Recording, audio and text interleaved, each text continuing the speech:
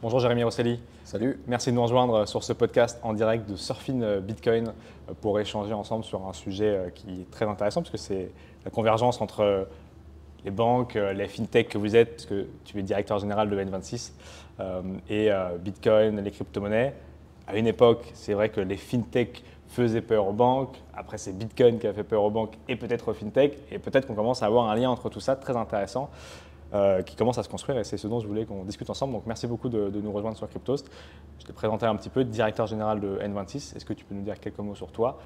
Donc moi je suis DG d'N26 en France.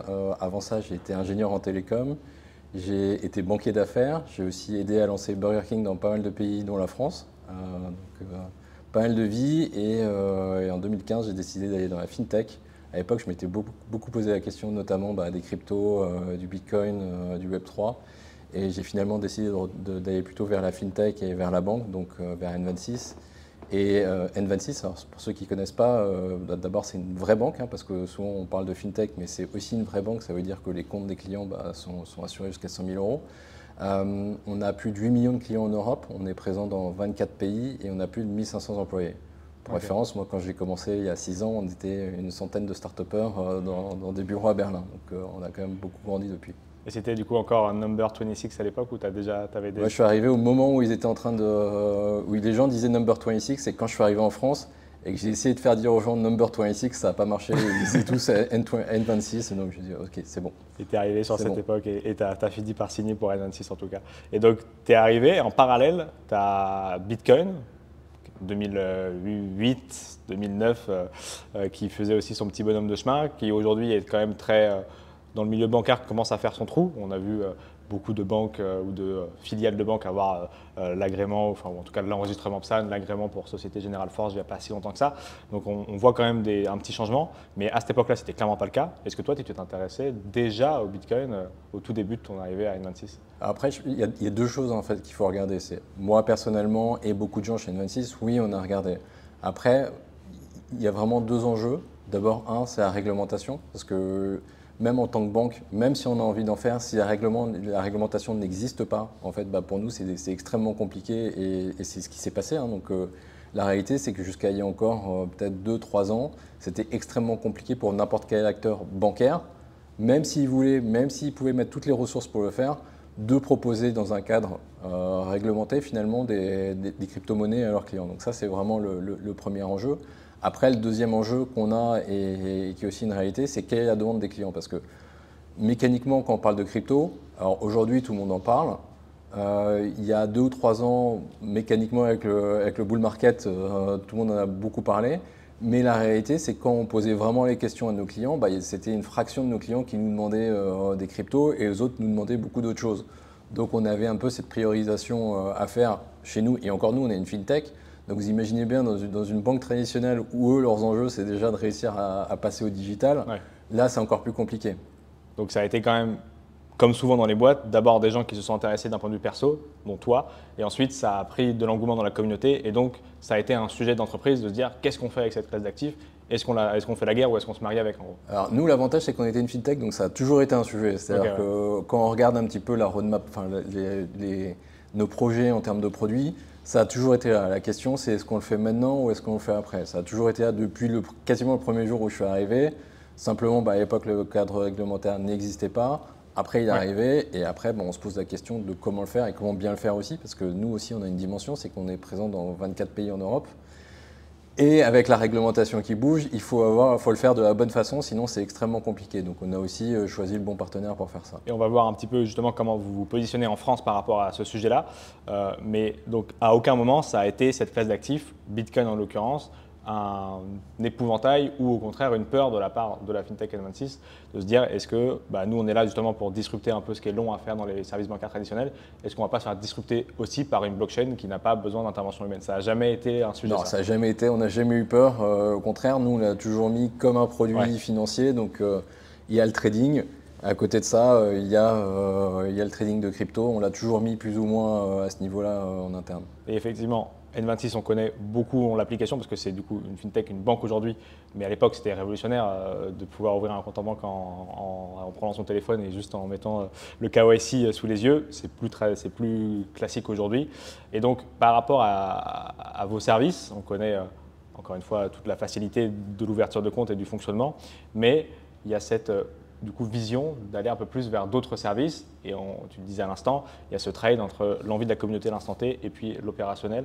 Est-ce que ça y est, enfin, l'envie de la communauté est assez forte? Est-ce que la réglementation est assez bonne? Et est-ce que vous êtes assez prêt pour, en France, puisque vous commencez à le faire déjà à l'extérieur, quand on tape N26 crypto, on voit aussi des tutos, des FAQ qui commencent à arriver à droite à gauche, donc on commence à comprendre où vous allez. Est-ce que ça y est, tout est aligné pour que vous passiez le cap? Alors, je peux dire oui, clairement, tout est aligné. Et tu as oublié encore quelque chose, donc il y a d'abord nous, où est-ce qu'on se situe, est-ce qu'il y a les clients, et après est-ce qu'il y a les partenaires, parce que mécaniquement, ce qu'on a bien compris aussi, c'est que dans ce métier-là, hein, dans le métier des cryptos comme dans beaucoup d'autres choses aussi, il y a des spécialistes qui font mieux le travail que nous. Donc là aussi, c'est quel est le bon acteur, quel est le bon partenaire pour être capable de le faire. Donc la réalité aujourd'hui, c'est qu'on travaille avec Bitpanda, hein, donc, qui est un acteur européen réglementé en Europe, donc ça c'est quand même beaucoup plus facile. En Europe, quand vous avez deux acteurs qui ont le même type de réglementation, donc ça c'est quand même quelque chose qui facilite les choses. Une fois qu'on a ça, bah, ça rentre assez facilement et la réalité typiquement de ce type de produit, pour nous ça a été extrêmement facile à développer mécaniquement parce qu'on avait les bons acteurs, on a les bonnes briques tech chez nous. Et là où on se différencie, et ce qui est un peu vraiment un des facteurs différenciants, notamment pour accéder aux cryptos et pouvoir trader les cryptos quand vous êtes un client, c'est qu'aujourd'hui, si vous êtes client N26, vous n'avez pas besoin d'ouvrir un compte ailleurs. C'est-à-dire que normalement, quand vous allez ouvrir un compte chez un broker, il va vous faire passer ce qu'on appelle un KYC. Donc en fait, il va vérifier votre identité. Et ça, déjà, c'est fastidieux. C'est la réalité.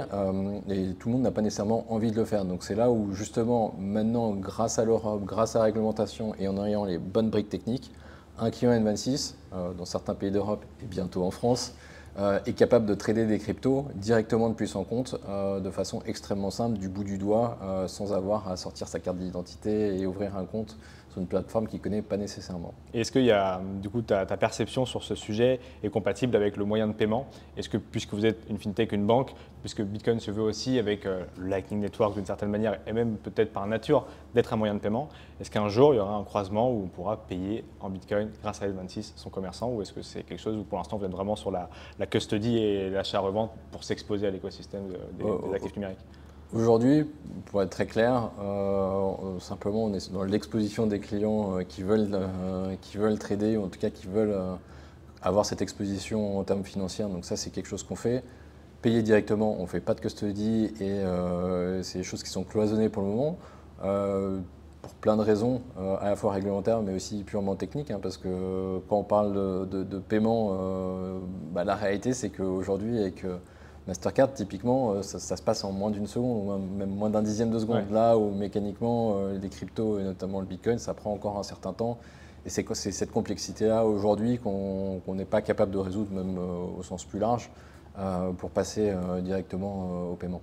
Et sur le sujet, si on dézoome un petit peu, on a surfé Bitcoin, mais je prendrais le risque quand même de parler d'autres choses. Si on parle de finances décentralisées, si on parle de stablecoin, est-ce que c'est là aussi quelque chose que vous regardez avec un œil attentif, de comprendre cette nouvelle composabilité sur d'autres blockchains comme Ethereum et toutes les barrières que ça ouvre, alors que ça soit là aussi d'un point de vue exposition à des rendements sur la finance décentralisée ou encore une fois des échanges entre stablecoins. Tu parlais de Mastercard, Visa, qui commencent là aussi à implémenter ce genre de solutions sur leurs services. Quelque chose que vous regardez à N26 ou sur lesquels pour l'instant vous ne prenez pas position? Alors, on regarde tout de manière générale. On a quand même l'avantage d'avoir un vrai ADN tech à tous les niveaux. Donc ça, c'est quand même plutôt quelque chose qui est génial. Après, la réalité, c'est que tant que le cadre réglementaire, et on en parle beaucoup en ce moment… c'est très important, effectivement. Tant que le cadre réglementaire n'est pas finalisé et qu'on ne voit pas aussi une demande de nos clients, parce que là aussi, on fait quand même de la banque de détail. Hein, donc c'est quand même des clients qui utilisent leur compte pour leurs dépenses de tous les jours et pour épargner et d'autres sujets. Mais tant qu'on n'a pas cette demande-là auprès de nos clients et un cadre réglementaire qui est stabilisé, pour nous, c'est difficile de se prononcer sur ces sujets-là, en tout cas de commencer à se projeter et même en termes de produits, de pouvoir imaginer ce qu'on peut proposer à nos clients. Et alors justement, la typologie des demandes des clients aujourd'hui chez N26, c'est quoi? C'est que au-delà des trucs, je veux qu'il y ait le dark mode ou je ne sais quelle application supplémentaire ou des frais moins élevés, quels sont les besoins primaires des clients pour les 3 prochaines années dans le cas d'N26 hors crypto pour le coup? Tu veux toute ma roadmap des 3 prochaines années? Voilà, qu'on comprenne un petit peu la typologie et les envies des gens. Parce qu'effectivement, dans la crypto, on l'a compris, c'est plus de scalabilité, moins de frais, ce genre de choses, et puis des accessibilités plus simples, parce que les environnements d'échange dans la finance décentralisée notamment, c'est pas du tout simple à faire. Mais dans les milieux bancaires, on a l'impression que tout a déjà été fait et que c'est juste un peu d'amélioration. Ouais, mais tu vois, c'est ça la vision un peu moins connaisseur, et c'est juste essayer de rendre les choses plus accessibles. Alors, quelle est la réalité du terrain de votre côté? La réalité du terrain, c'est d'abord les clients veulent avoir une banque qui fonctionne au quotidien et qui soit capable de les accompagner dans leur vie du quotidien. C'est-à-dire, concrètement, ça va avoir une banque qui vous aide qui fonctionne quand vous avez besoin tous les jours de faire vos paiements, payer votre loyer, que vous êtes en voyage. Ça, c'est un premier pan, donc ça la vie de tous les jours. Mais au-delà de ça, les clients, et encore plus aujourd'hui, c'est vraiment une banque qui est capable de vous aider à gérer votre budget. Parce que la finance, pour beaucoup de gens, c'est quand même quelque chose qui est extrêmement compliqué et les outils n'existaient pas. Parce que la banque traditionnelle, déjà se loguer, c'est quand même quelque chose qui est extrêmement compliqué. Et je sais de quoi je parle, c'est la même chose dans tous les pays. Donc, comment est-ce qu'on est capable de mettre les outils digitaux? Et aujourd'hui, on a lancé beaucoup de fonctionnalités, ce qu'on appelle les espaces qui permettent de mettre de l'argent de côté automatiquement. C'est vieux. C'est vieux. En fait, c'est toute une plateforme. On continue à développer pas mal de choses. Alors, par exemple, aujourd'hui, on est capable d'associer une carte à un espace. D'accord, ok. Donc, par exemple, vous avez une coloc ou un partenaire et vous avez besoin d'une carte pour payer pour la maison. Au moins, ça va directement sur un espace.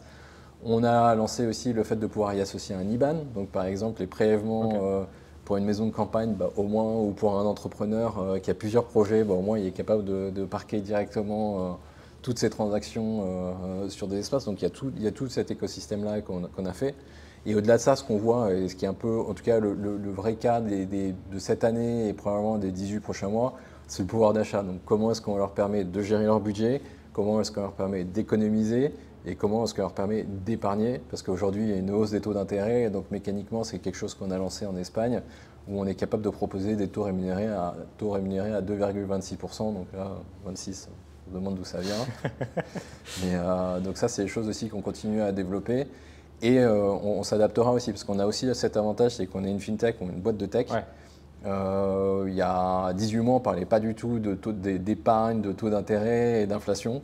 Nous, on a été capable de s'adapter, et de changer et de reprioriser certains sujets. Moi, je ne pensais pas qu'on ferait de l'épargne. Si tu m'avais posé la question il y a 18 mois, je t'aurais dit je ne suis pas sûr qu'on va faire de l'épargne dans les 18 mois. La réalité, c'est qu'on a accéléré sur ces projets-là à cause de l'inflation. Et donc, toi qui as cette vision-là, qui arrivait tôt dans l'écosystème, en plus en Europe, en plus l'Allemagne, là, on sait très bien aussi la dureté de la BaFin et tout sur ces sujets-là, avec ce qui se met en place avec MiCA, ce qu'il y a eu en France avec le régime PSAN, Pacte et ce genre de choses. La réglementation pour toi, l'écosystème va être capable de l'affronter, il restera des entreprises solides et un écosystème plus florissant, ou est-ce qu'il y en a qui vont, ou est-ce que ça ne va pas fonctionner un peu, encore une fois, comme ce que vous avez vécu avec les lois bancaires en arrivant en tant que fintech? Alors, ce qu'il faut comprendre, il n'y a pas de régulateur ici. La mission d'un régulateur, c'est de défendre le client. Donc là-dessus, on ne peut être que aligné, nous en tant que banque, nous en tant qu'acteurs de l'écosystème, pour s'assurer de respecter la réglementation et d'avoir une réglementation qui justement protège les clients. Donc ça, c'est quand même quelque chose. Mais soit proportionnée, c'est toujours le côté. Il faut juste qu'elle soit proportionnée et surtout appliquée de la même façon partout en Europe. Je pense que pour l'écosystème, c'est quand même ce qu'il y a de mieux, c'est justement de ne pas créer des acteurs ultra locaux, mais justement être capable de pouvoir avoir des acteurs qui commencent à être pan-européens, parce qu'on est quand même dans un monde mondial, enfin on est dans le monde, donc malheureusement, il ne faut pas qu'on ait des acteurs que locaux. Mais à côté de ça, il y a de la place, il y a des cas d'usage, il y a des entreprises qui sont déjà rentables, donc au contraire, je pense qu'il n'y aura pas de la place pour tous les acteurs, c'est une réalité, mais par contre, il y a clairement un espace pour de l'innovation, pour des acteurs et qui ont déjà prouvé même pour certains leur rentabilité. Donc là-dessus, ça sera florissant pour certains, pas pour tous. Ouais, mais c'est quand même une bonne étape pour l'écosystème que de passer par cette case-là et de continuer de poursuivre. C'est obligatoire et c'est comme demander à des enfants de manger des légumes. C'est exactement la même chose. C'est pas nécessairement marrant, mais c'est ça qui fait qu'après on est en forme. C'est une bonne conclusion. Et pour manger donc des légumes sur N26 en France, à partir de quand on pourra acheter ces cryptos depuis l'application française? Bientôt, mais la meilleure chose, c'est de commencer par ouvrir un compte. C'est sûr. Très bonne fin. Merci beaucoup, Jérémy. À Merci. très vite.